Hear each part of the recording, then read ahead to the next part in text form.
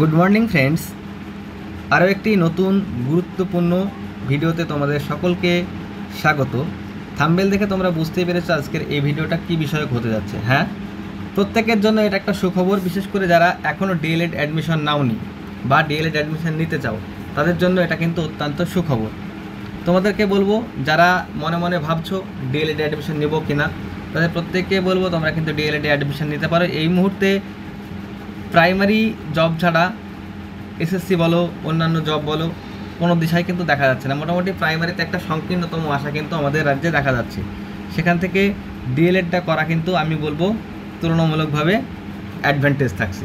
তোমরা চাইলে কিন্তু ডিএলএডটা করতে পারো। বিশেষ করে যারা বিএড করে আসো, টেট পাস করেছো, তাদেরকে বলবো তোমরা অবশ্যই আবারও কিন্তু ডিএলএডটা করতে পারো। সে সার্টিফিকেটটা টেট পাস ভ্যালিড হোক বা না হোক, তোমরা যেহেতু একবার পাস করেছো, তোমাদের কিন্তু এবিলিটি আছে পাস করার, সক্ষমতা আছে তোমাদের পাস করার, তোমরা কিন্তু ডিএলএডটা করে নিতে পারো। তো ডিএলএড ফর্ম ফিল আপ ইতিমধ্যে শুরু হবে 24-26 সেশনে। তোমরা যারা ডিএলএড অ্যাডমিশন নিতে চাও, তোমাদের বাড়ির আশেপাশে যে লোকাল কলেজগুলো আছে সেখানে যোগাযোগ করতে পারো এবং অ্যাডমিশন ফর্ম ফিল আপটা করে রাখতে পারো। তাছাড়াও যে কন্ট্যাক্টগুলো করতে হয় কলেজের সঙ্গে, সেগুলো করে রাখতে পারো। কারণ এইবারে কিন্তু ডিএলএড অ্যাডমিশনে কিন্তু একটা প্রেশার হবে এবং ক্যান্ডিডেট সংখ্যা প্রচুর হবে।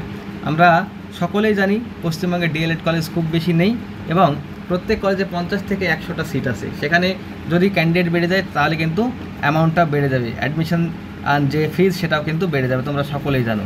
এবারে যারা রেগুলার স্টুডেন্ট আছো, উচ্চ মাধ্যমিক পাস করেছো, গ্র্যাজুয়েশন করেছো, কোনো রকম ডিগ্রি করনি, বিএড করনি, ডিএলএড করনি, ডিএলএড করতে চাইছো, তাদেরকে বলবো সব থেকে তারা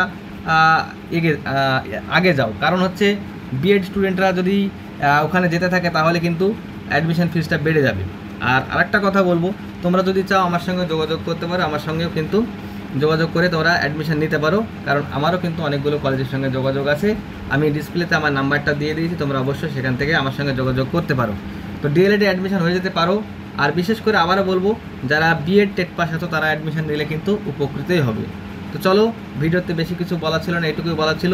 তো কবে থেকে কখন থেকে অ্যাডমিশন শুরু হবে, মানে অ্যাডমিশন ফর্ম ফিল আপ শুরু হবে, কী কী প্রসেস প্রক্রিয়া আছে, সমস্ত কিছুই কিন্তু আমরা এই চ্যানেল থেকেই তথ্য পেয়ে যাবে। এবং তোমরা যারা আমার চ্যানেলে এখনও সাবস্ক্রাইব করো, তারা সাবস্ক্রাইব করে রাখতে পারো। আগামী দিনে কিন্তু ডিএলএড এবং প্রাইমারি রিলেটেড সমস্ত রকমের নিউজ এই চ্যানেলে প্রোভাইড করা হয়ে থাকে। চলো, থ্যাংক ইউ।